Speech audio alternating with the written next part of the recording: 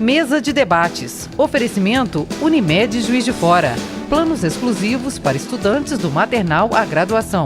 Premium FM, sintonizada no seu bom gosto.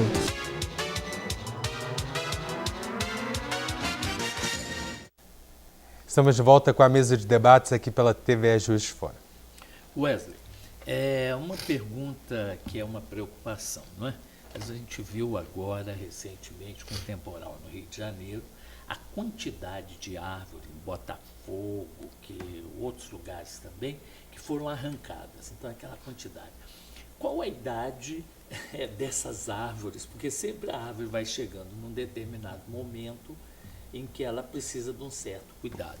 Como é que fica esse processo de cuidado dessa mata?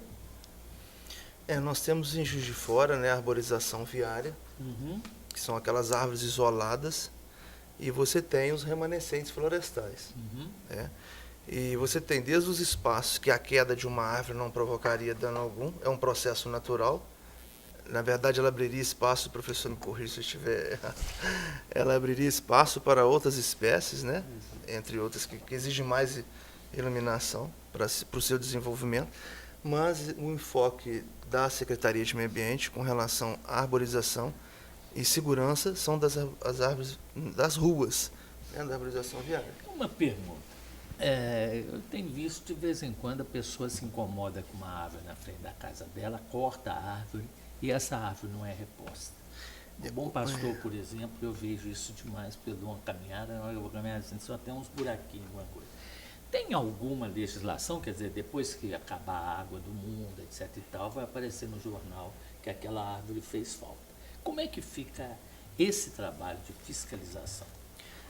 Hoje nós temos uma legislação municipal, que é a Deliberação Normativa 37, e que autoriza a supressão de árvores isoladas em alguns casos. Quando há risco à integridade física ou patrimonial de alguém, quando a árvore for motivo de insalubridade, para construções ou reformas. Então, basicamente, são esses 3 itens. Tem um quarto que, quando ela está situada em viveiro de mudas, mas que não se aplica com tanta frequência. Então, hoje as solicitações de supressão, né, que predominam no nosso município, são mais voltadas para essa questão do risco. Mas a gente percebe também, eu acho que... transfere ela de lugar, você não simplesmente elimina, não, né? Existe... Lembra aquela transferência que foi feita daquelas árvores da Rio Branco, que foram para a beira do rio lá? Em alguns casos são possíveis o transplante do vegetal, em outros não.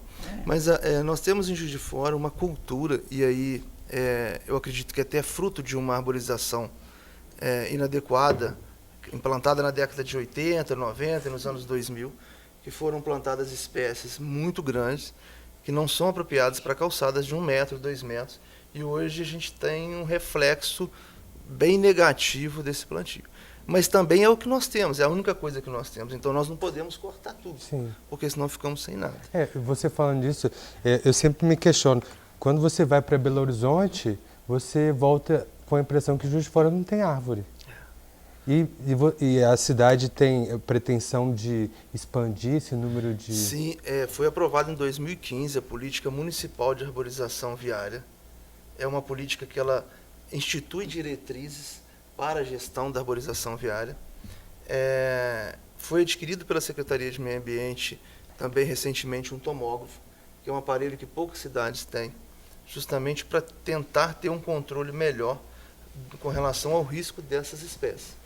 Mas, apesar de serem espécies inadequadas para passeios e locais públicos, digamos assim, a gente vê que a sociedade ela não tem tanto interesse em ter uma árvore plantada em frente à sua casa.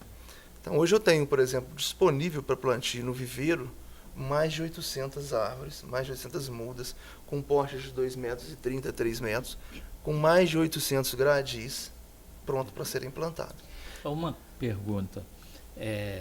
O Pedro Nava, lá no seu Baú de Ossos, ele conta que o Rio Paraibuna tinha jabuticabeiras e que um lado as jabuticabas eram mais doces do que o outro lado. Recentemente havia árvores muito bonitas ali por pé de Mariano Procópio, aquela ponte Santa Terezinha, e de repente aquelas árvores sumiram. Elas estavam doentes, ou realmente resolveram fazer uma reforma tipo Pereira Passos, que acabou com o Palácio do Morro, para poder dar uma visão? Como Até é que você recentemente fala pra foi gente? suprimida a última. É. Né? Ali era até um ponto de ônibus, Eu falo que perto do aqui na minha Mariano Hall. infância tinha um campinho de futebol que a gente jogava pelada lá, né? Antes de ser isso tudo aí. Então, de repente, quando aquelas árvores somem, a gente fala, opa, mais um pedaço da minha memória que está indo embora. Na verdade, falando em Rio Paraibuna, o senhor abordou muito bem, a gente vem desenvolvendo um trabalho de reflorestamento às margens do rio. Já foram plantadas mais de 300 árvores ao longo do eixo Paraibuna. O Paraibuna ele tem uma particularidade porque você tem ali dutos de gás, você tem cabos de fibra ótica, você tem agora o eixo de despoluição do Rio Paraibuna que está sendo passado ali, foi colocado ali. Então não é pura e simplesmente plantar árvore. O Rio Paraibuna a gente mapeou ele todo, escolhemos os lugares que, de acordo com a CEMIG, com a CETRA, com a CESAMA, Secretaria de Obras, delegaram, né, e autorizaram a plantar em espaços previamente estabelecidos. Então vai ser comum daqui a uns anos a gente ver algumas áreas do Paraibuna reflorestadas e outras não. É em função de desembocaduras de cursos d'água para manutenção do próprio afluente que desemboca no Rio Paraibuna e evitar o conflito das raízes com essas estruturas de infraestruturas que estão enterradas naquele local. Com relação à supressão dessas árvores, a última que agora foi suprimida, ela, não sei, parece que era um ficus, alguma coisa assim. Ela estava comprometida, a estrutura dela interna, de tanto eles acenderem, colocarem fogo, acenderem vela, colocar lixo dentro da árvore, foram deteriorando ela de dentro para fora. Então hoje a permanência daquela árvore seria um risco à integridade física das pessoas que por ali caminham. E como nós, os vegetais também, eles têm a sua vida útil, o professor pode explicar melhor do que eu, e essa vida útil a gente precisa acompanhar e monitorar. Existem aquelas questões atípicas, né, de vendaval, de chuvas, e aí não tem vegetal que suporte. Dependendo da velocidade do vento, ela vai cair mesmo e vai comprometer o que tiver embaixo dela, ao redor. Mas basicamente a gente precisa estar atento para isso. Eu costumo dizer que a árvore ela é muito necessária, muito necessária. E a gente precisa ter uma educação ambiental, uma conscientização dessa necessidade para nossas gerações futuras, porque nós já estamos cheios de vícios e costumes, né? Então nós precisamos tentar transformar as gerações novas que estão vindo por aí. O nosso Parque Alfield ali já foi muito mais arborizado que é hoje, né? Há muito tempo ele não tinha tanta área livre, era mais árvores mesmo. E como é que está aquela situação daquelas árvores ali? Elas estão em boa situação, vão continuar, ou tem projeto de tirar? Porque cada vez você vai vendo só, né, asfalto, dá uma dó, né? E o Parque Alfield é um cartão nosso aqui muito importante. A prefeitura, preocupada justamente com a gestão desses espaços públicos, onde tem uma concentração maior de árvores, principalmente de grande porte, foi onde adquiriu o tomógrafo. Então, o Parque Alfield, como diversas outras praças, né, públicas, elas são monitoradas constantemente, inclusive com avaliação não só visual do engenheiro florestal da Secretaria de Meio Ambiente, mas com a utilização do tomógrafo. Então, nós já suprimimos algumas espécies no Parque Alfield em função do tomógrafo detectar o comprometimento do seu estado fitossanitário, ou seja, ela poderia vir a cair e provocar machucar alguém, enfim, Um acidente. um acidente qualquer. E aí foi suprimida e replantada outras no mesmo local. Replantada, né? Replantada outras no A mesmo gente pode voltar rapidinho ali para o Parque da Lajinha? A gente estava falando, só me ficou a dúvida de como fazer para se inscrever lá, para poder fazer a visita guiada, né? Precisa de um prazo. O ideal é que se solicite com mínimo de 7 dias de antecedência pelo telefone 36907118. Né? Nós temos a supervisão de educação ambiental, ou falar comigo mesmo, Wesley, através desse contato, está agendando, então, essa visita guiada. Que aí é aberto para grupos com 10 pessoas no mínimo. Mínimo de 10 pessoas. Escolas públicas, privadas, instituições, empresas também, né? E aí é legal destacar que a gente recebe também de outros municípios. Grupos da melhor idade, escolas de Mar de Espanha, Matias Barbosa, Pequeri, Santos Dumont. Então, a gente acaba Esse difundindo. projeto é permanente. Permanente e contínuo, né? Inclusive agora até uma novidade de antemão, nós vamos estar também desenvolvendo as visitas guiadas aos sábados, tá? Durante todo o dia de sábado, porque às vezes você tem um grupo da melhor idade ou um grupo de amigos que não tem tempo durante a semana, né? Todo mundo na correria, então a gente resolveu abrir esse espaço aos sábados. Deixa claro que é destinado para todo mundo, que qualquer idade, que as visitas, as trilhas, elas vão sendo adaptadas de acordo com o grupo. Isso. Né? Por exemplo, se eu e a Neuza fomos juntos, Você vai para um lugar e vai para outro. a gente vai escalar algumas montanhas. Nós vamos encontrar lá na frente. Wesley, e a fauna que você encontra lá? Lá nós temos Dá para ver os bichos?